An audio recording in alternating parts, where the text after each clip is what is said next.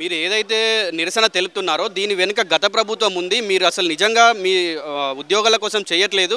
ప్రభుత్వం మీ వెనకాల BRS party మీ వెనకాల నుండి నడిపిస్తున్నారని చెప్పి ప్రస్తుత ప్రభుత్వం ఆరోపణలు చేస్తున్నారు. దీనిపైన మీ స్పందన ఏంటి? ఒక్కటే అండి, ఇట్లా అన్నోళ్ళు ఎవరు కానీ చెప్పు మడక పెట్టుకుంటారు. ఎందుకంటే గతం లోపల కాంగ్రెస్ టీఆర్ఎస్ పార్టీ అధికారంలో ఉన్నప్పుడు మేమే తిరిగి బస్సు యాత్రలు పెట్టి ఇప్పుడు ఎవరైతే తిరుగుతున్నారో గతం లోపల కూడా మేమే ఉన్నాం. మేమందరం గ్రామాల్లోకి వెళ్ళి 3 నెలలు బుక్కులు పగకెట్టి గ్రామాల్లోకి వెళ్ళి కాంగ్రెస్ పార్టీని అధికారంలో తీసుకురండి అంటే గ్రామాల్లోకి వెళ్ళి బుక్కులు పగకెట్టి ఈరోజు అధికారంలోకి తీసుకొచ్చినాం కాంగ్రెస్ పార్టీని. ఆ రోజు మేము టీఆర్ఎస్ పార్టీలో కాము, ఈరోజు మాత్రమే టీఆర్ఎస్ పార్టీకి చెందిన వాళ్ళు ఎట్లయితామని చెప్పి మేము అడుగుతున్నాం. ఒకటే, ఈరోజు కాంగ్రెస్ పార్టీలో ఉన్న వాళ్ళు ఎవరైనా కానీ కూడా కనీసం వార్డు మెంబర్ కూడా గెలవనటువంటి పరిస్థితి దద్దమ్మలను తీసుకొచ్చి ఈరోజు అధికార పట్ల తీసుకొచ్చి కూర్చున్నబెట్టినాం. 7 నెలలు ప్రభుత్వం ఏర్పడి 7 నెలలు అవుతుంది. నువ్వు టీఎస్ తీసుకుపోయి టీజీ చేసినావు, తెలంగాణ లోగోని తీసుకుపోయి మొత్తం మార్చినావు. దానికి రానటువంటి న్యాయపరమైన వివాదాలు కనీసం ఈ జియో 46 కానీ ఈ పోస్టుల పెంపకానికి వీటికి మాత్రం ఎందుకు వస్తాయని మేము అడుగుతున్నాం. ఇప్పుడు సోషల్ మీడియాస్లో అయితే ట్రోలర్స్ ఎట్లా ట్రోల్ చేస్తున్నారు అంటే బీఆర్ఎస్కి సంబంధించిన వాళ్ళు ఉన్నారు, కాంగ్రెస్ సంబంధించిన వాళ్ళు ఉన్నారు.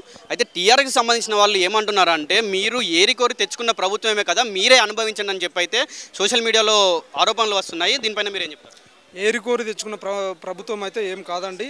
గతం లోపల 10 సంవత్సరాల నుంచి ఏరికోరి తెచ్చుకున్నాడు ఎగిరెగిరి అంటున్నాడు. గతం లోపల 10 సంవత్సరాలు టీఆర్ఎస్ పాలనలో అణచివేతకు గురైన నిరుద్యోగులం కాబట్టి ఈసారి కాంగ్రెస్ పార్టీ అధికారంలోకి వస్తే వీళ్ళే ఇప్పుడు సోమాజిగూడ ప్రెస్ క్లబ్లో 100 సార్లు రేవంత్ రెడ్డి గారు స్వయంగా వచ్చి ఏవైతే 783 పోస్టులు గ్రూప్ 2 ఉన్నాయో కాంగ్రెస్ పార్టీ అధికారంలోకి వస్తే 2000 పోస్టులు పెంచుతామన్నారు.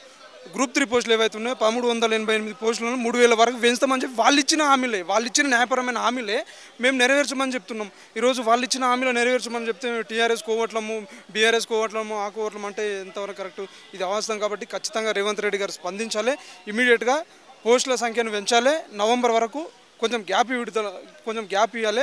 అదేవిధంగా ఈ 2-3 రోజులలో ఏదో ఒకటి వెబ్ నోట్ రాకపోయింది అంటే చలో ఢిల్లీ కూడా పిలుపునిస్తాం. ఎందుకంటే ఆ రోజు రాహుల్ గాంధీ గారు స్వయంగా వచ్చి చిక్కడపల్లి సెంట్రల్ లైబ్రరీలో చెప్పిండు. రాహుల్ గాంధీ గారే చెప్పిండు, మీకు ఏ ఇబ్బంది ఉన్నాను కూడా మా దగ్గరికి రండి, మేము ఖచ్చితంగా కాంగ్రెస్ పార్టీ అధికారంకి వచ్చిన 100 రోజులు నెరవేరుస్తామని. 100 రోజులు ఇక్కడ 7 నెలలు అవుతుంది, ఇప్పటికి ఒక హామీ కూడా నెరవేరుస్తలేరు.